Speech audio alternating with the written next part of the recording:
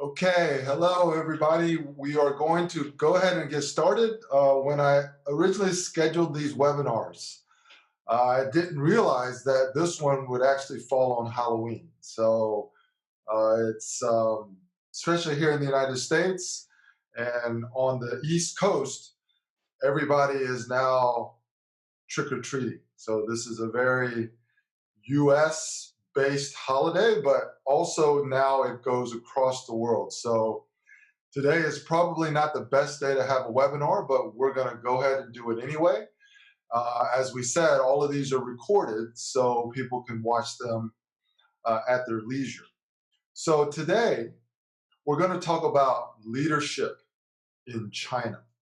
So what we're really going to focus on are what are the key leadership qualities for people going to China.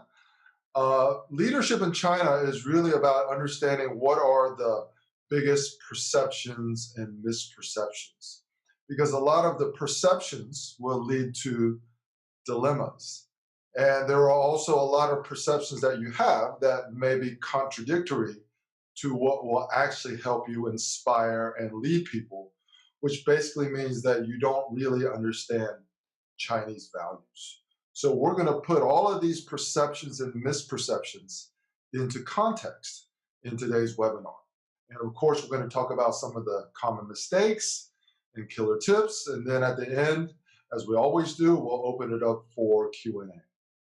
So what we always talk about when we talk about a mindset for China business is we talk about this Guanxi engine, where everything that you do in China revolves around your ability to develop Guanxi.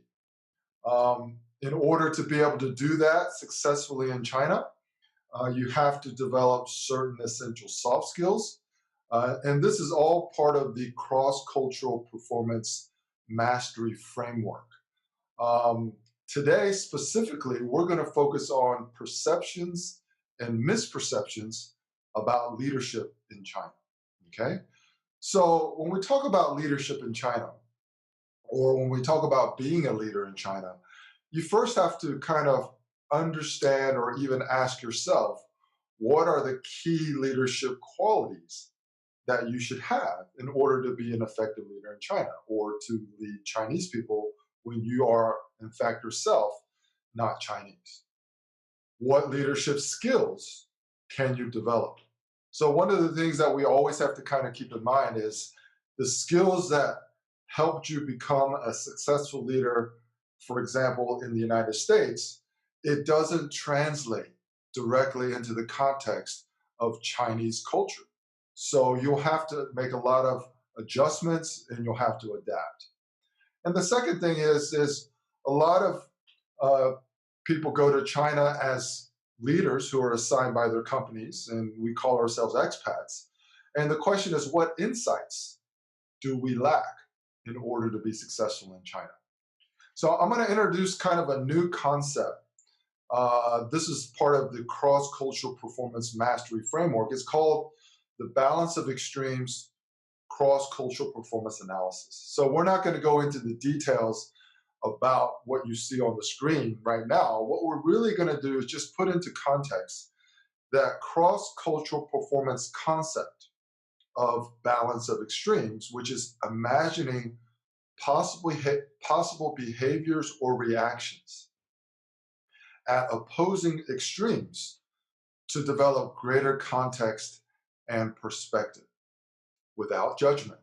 So what does that mean? That means a lot of people just react to what they perceive, but it's always a good exercise to understand the entire spectrum of possible reactions and to attribute those extreme reactions to different beliefs, different value systems, or even different cultural identities to understand why people think and behave the way they behave before you start judging them.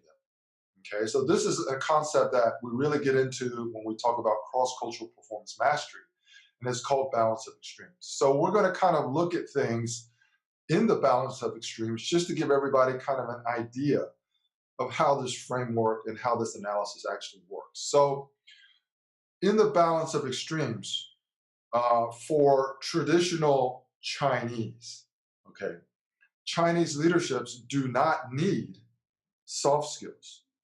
They do not need effective communication skills or effective skills of persuasion.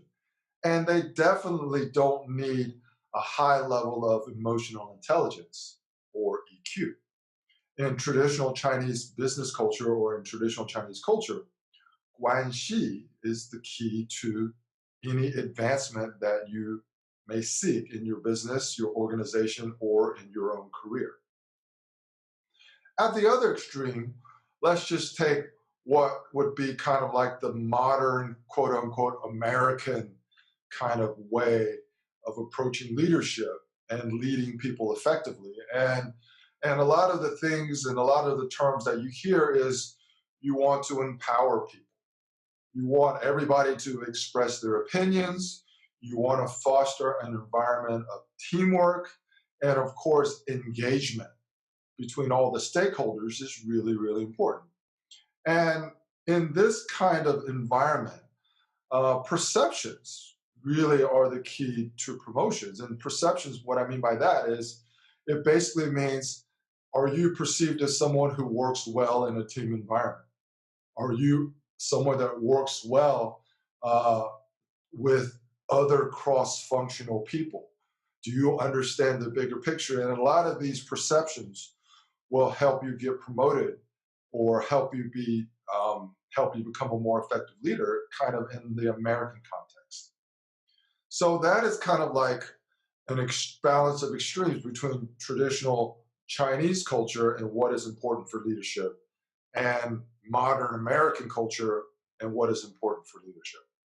So it's important to understand that China, when we say traditional Chinese culture, well, traditional Chinese culture goes back thousands of years, but China has really evolved tremendously over the last, I would say, 20 years. And we've never seen anything in history as far as how fast and how dramatically the Chinese economy and its environment and everything has evolved. So basically, it started off that basically China was capitalism with Chinese characteristics. And then about 5 years ago, uh, we started understanding that it's not just capitalism with Chinese characteristics, it's really socialism with Chinese characteristics. And the reality of what's going on today, regardless of what your position is with all of the trade wars and all of the disputes and in the contested islands in the South China Seas and all of that stuff, China has become a global superpower. And China is, in fact, leading in many markets and many areas. And it's really not surprising if we see China dominate a lot of these industries as we move forward. Okay, so as a non-Chinese person doing business with Chinese people or doing business in China, it's really important for us to really understand if we are working in China or we're leading teams in China, what is the China leadership path? Okay. And how is that path different than how we move up the ranks of leadership in a non-Chinese environment or in your own home country? So, of course, everything in China begins with Guanxi. Okay, that's cultural. And through the rest of this keynote, you're going to basically understand how that ties into your China leadership path. And Guanxi also reflects the perception that other people have of you. Okay, so if you have good Guanxi relationships, you're likely to get more kind of what would be equivalent in the US as more discretionary effort, or just get more actions and activities that align with kind of what you want to do. But in the China leadership path, it's also important to understand that a lot of it is driving emotions, because Guanxi and the giving and receiving of face and the exchange of goodwill and reciprocity in a Chinese context is a very emotional thing. And that is why it is so important to understand how emotions play a role in your China leadership path. And ultimately, all of this leads to the outcomes that you are able to achieve. So, this is generally speaking the China leadership path. Now, when we talk about uh, all of this, the goal is really successful outcomes. And what we really want is we want what would be equivalent to, as we said, discretionary efforts by the people that we are leading. It's also important for us to really understand that one of the softer goals that we want to achieve with our kind of leadership is trust, honesty, and transparency. So this is probably the thing that foreigners struggle with most is they don't really believe they can trust the Chinese in many cases. And because the cultures are so different with the giving and receiving of face, sometimes they feel, there's a lot of lack of honesty and there's not a lot of transparency. So a successful outcome is when you don't feel trust, honesty, and transparency are actually an issue for you when you are leading in China. And ultimately, if you are a leader in China, it comes down to the Guanxi that you have, not just with the people that you report to, but also for the people that report to you. So when we go back, the China leadership path, the way that was drawn out, doesn't actually fully represent what is important as far as understanding being a leader in China, because in China it's more circular. Okay, so you start off with the goal or the ambition to develop good Guanxi relationships. You are improving the perceptions of people that you are working with. You are understanding how they react to certain things at an emotional level, and then of course you are able to achieve certain outcomes or maybe certain benefits, and then those will continue to drive the continuous improvement of your Guanxi relationship. So the China leadership path is more circular than it is linear. Okay, so this really gets into understanding all the background that we just talked about. What are the biggest misperceptions when foreigners go to China and they struggle with some of the outcomes with trust and transparency as far as leading local Chinese employees? So the first misperception that a lot of people have is that local leaders or local managers should follow our corporate best business practices. Okay, so a lot of foreign multinational companies, they do this all over the world. So the first thing they think is these are the best business practices that we believe work everywhere, and there's no reason that they shouldn't work in China. So the people that we hire in China, we try to train them to adopt our quote unquote best business practices. And I think this is a mistake, and it's also a misperception that leaders should actually follow these best practices. And the reality is local leaders, when they're leading their local Chinese teams, they don't follow best business practices. And they also shouldn't follow best business practices, because in the balance of extremes that we talked about earlier, if you simply try to adopt a global or a Western best business practice in leading a team of local Chinese employees, you wouldn't be able to get things done.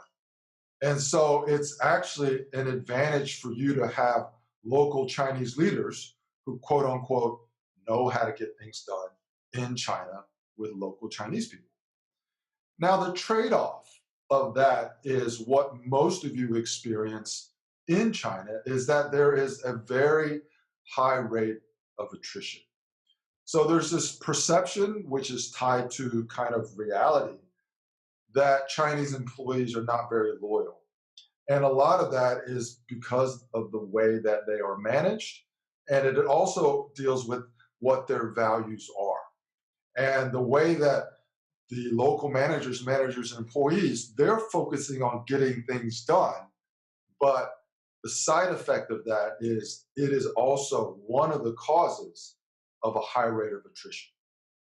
Um, and this all leads to kind of really the dilemmas that we have when we're looking for the right balance between understanding how to do business in a traditional Chinese context, or we're trying to adopt a more Western style management practices when we go to China.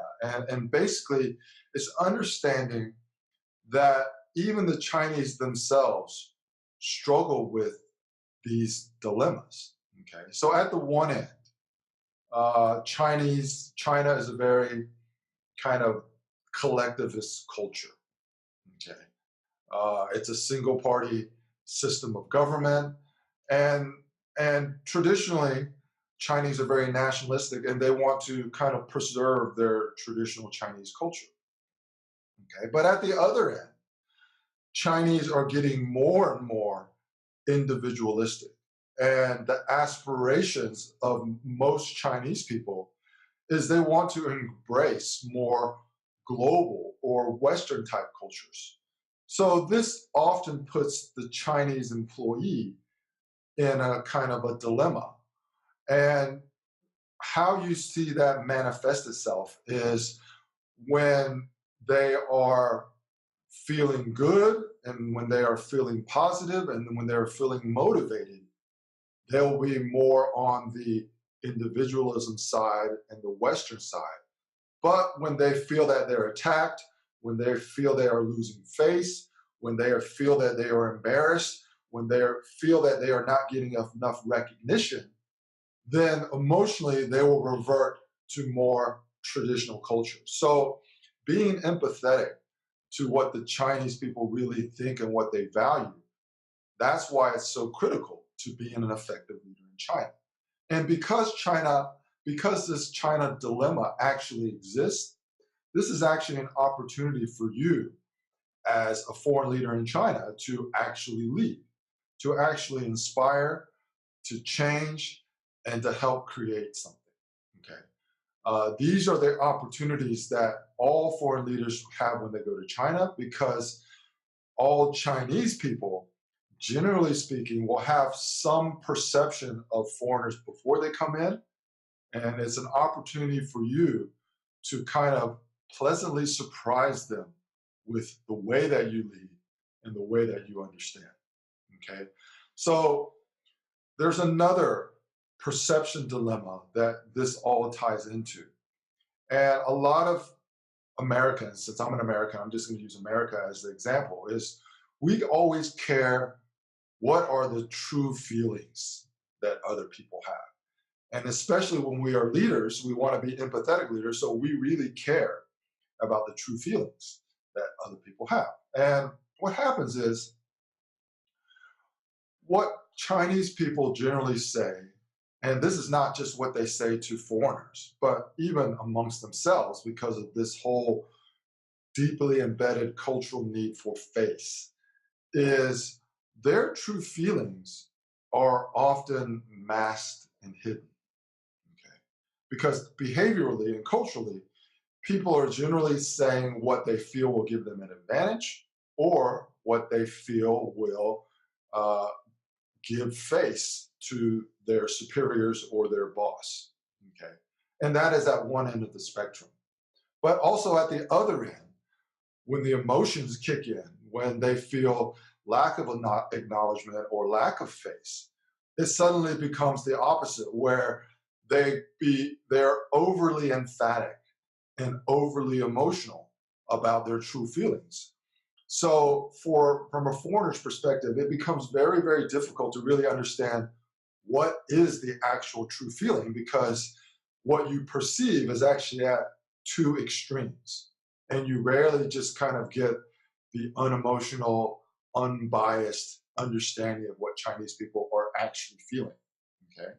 And this is a lot of the realities that lead to many people to say that China is really a land of contradictions.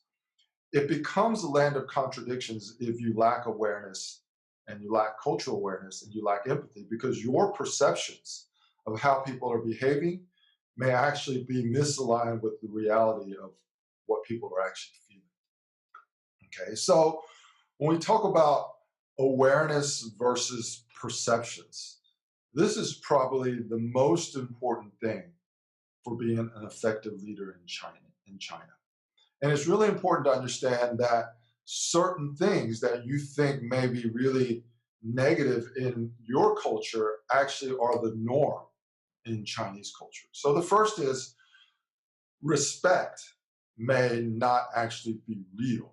And that's only from, let's just say, a Western point of view or an American point of view, because in China, respect is based on Guanxi. And a lot of times, respect is based on status. And the reality is in China, respect is neither earned nor is it merit-based. So this would be almost complete contradiction to how we believe we earn respect in a Western culture, right? Uh, and that's just one of the things to be aware of when you're trying to lead Chinese people. And that is why foreigners struggle so much to actually lead Chinese people. The other thing is Chinese people may not agree when they agree. So when you perceive that Chinese people are nodding their head and they're actually agreeing with you, you have to understand the cultural context and the cultural background of this, where when people agree with you, it's likely self-serving because they feel it's an advantage for them to agree with you. It's hierarchical because either you're at a higher level and they feel culturally they should agree or they have to agree in order to maintain Guanxi relationships, or it's cultural. And they just don't want to cause you a loss of face, because sometimes not agreeing with somebody is actually a loss of face. So it's really important, if you're not Chinese, especially if you're an American like me, when you go to China, is to really not to read too much in the face value of what people actually say, because what's going on behind the scenes is not directly correlated with how they feel. And what final thing that I want to talk about at this point is everything in China, the Guanxi that we talked about, which is the key to successful leadership path in China, is all based on Guanxi, which is based on goodwill and reciprocity. And reciprocity is like a bank account. So sorry, there's a misspelled word. It's actually a bank account. Okay. And it's a bank account that should always have a zero balance. So what does that mean? That means you're giving goodwill and you're receiving goodwill. Okay. If you're only giving or you're only receiving, the account balance becomes way out of balance.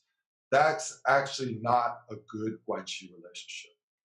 And so what you want is you want a zero account balance in this exchange of goodwill and reciprocity, and you want a lot of transactions.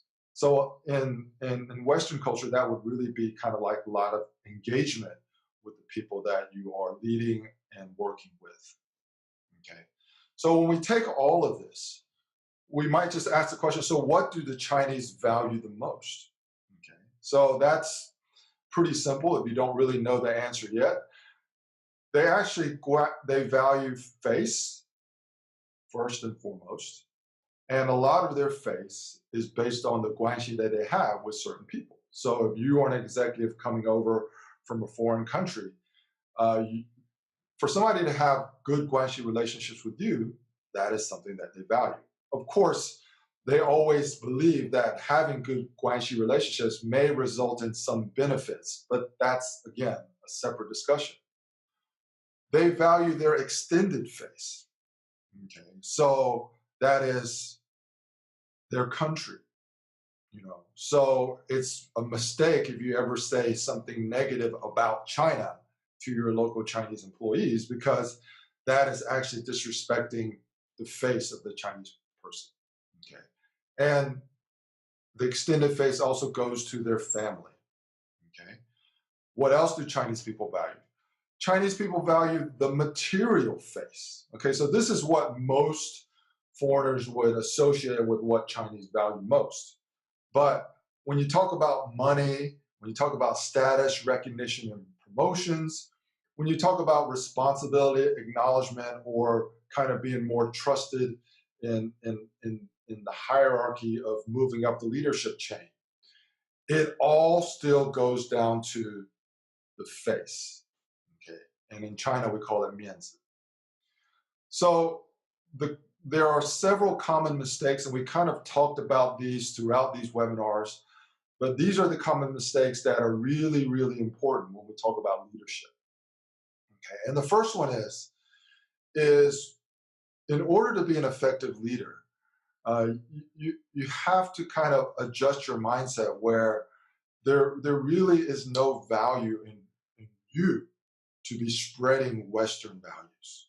Okay, it's okay for you to have Western values, but what you want to do is you want to demonstrate that Western values can work in a Chinese cultural context, not by pounding your fist and saying this is how things need to be done because this is how we do it in Germany or this is how we do it in America.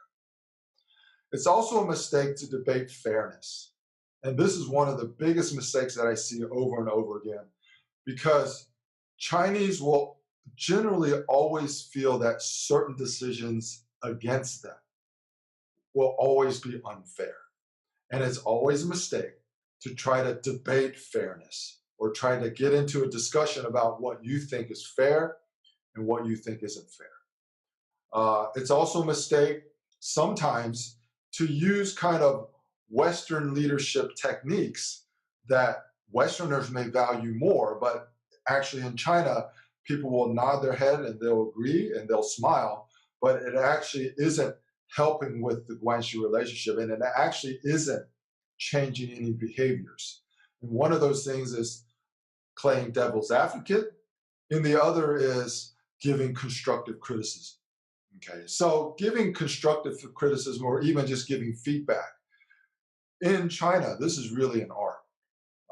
If you don't know how to say it in a way that helps people save face, then simply don't say it in public. Say it in private and let that person make the adjustments and then make the acknowledgement in public to give that person face, and that will reinforce the positive behavior that you want to see. It's also a common mistake for us as foreigners to overreact, okay? Because we're going to perceive a lot of things. You know, one of the things when I was a consultant and when I was an executive coach in China, whenever I started talking to a foreigner that was in China, before I really started giving them coaching or advice, they would always complain about all of these different behaviors that their Chinese employees were exhibiting. And it was really just a complaint. And you see a lot of these overreactions because people are myopic and people lack cultural awareness and understanding. And this is where kind of negative emotions or low EQ, this doesn't work well in any culture.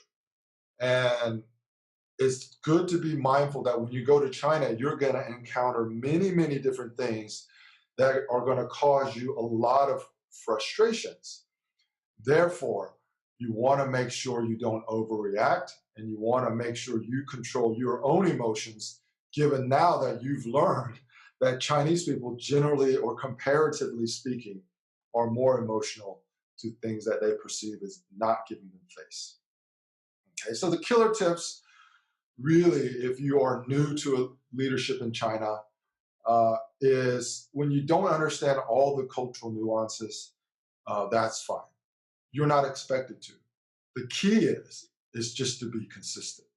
Okay, so the killer tips are really consistency, consistency, consistency. If you're assigned to work in China for an extended period of time, as long as you are consistent with your decisions, as long as you don't show favoritism when you give somebody an opportunity or when you don't give somebody an opportunity, that will help you a lot. But in the end, based on everything that we've discussed with a mindset for China business and developing a mastery of cross-cultural performance, is really about the adjustments that you can make ultimately to your MO or your modus operandi. your attitude, mindset, and approach, and in this case, your approach to the China leadership path, it's really up to you, okay? If my general experience is, if you just take who you were and how you worked and your standard MO of what worked in your home country, whether it be Germany or Italy or Canada or the United States, and you just try to take that to China and adopt the exact same MO, generally speaking, that will not work. And the worst part about it is you won't even know that it's not working, because the feedback that you get when you are a leader is just a lot of lip service and a lot of people giving you face because of your status. And that is just all cultural. Okay. So just the killer tips for being a successful leader in China is really about consistency and making the right adjustments to your own approach, taking extreme ownership and responsibility for your ability to effectively lead in China, and change the mindset of blaming Chinese people for their behavior. All right. So this is the keynote for leadership. I want to, again, we went through some concepts, and this all ties into what I call cross-cultural performance mastery. So success in China really is, number one, developing a mindset for China business, and number two, developing a mastery of what I call cross-cultural performance, which is what we always talk about at the beginning, and that is really understanding how to develop the essential soft skills that matter and making the proper adjustments to your attitude, mindset, and approach. I have a free cross-cultural performance mastery guide. Even though you're signed up for this course, you have to kind of let me know that you want this guide, and I'm creating a separate Facebook group and kind of a separate channel for people who just want to understand how to develop themselves and become masters of cross-cultural performance. And you can find all that kind of on my website. So I see a couple people on the call now, which is great. And all of you kind of missed the beginning, but that's okay, because this is going to be recorded and it's going to be posted to YouTube, so you can go back and watch it. This is generally when we stop the share screen. So I am going to stop the share screen, and I'm going to welcome everybody for taking their Halloween, a couple hours out of their Halloween to come listen to this webinar. Everybody is now unmuted. So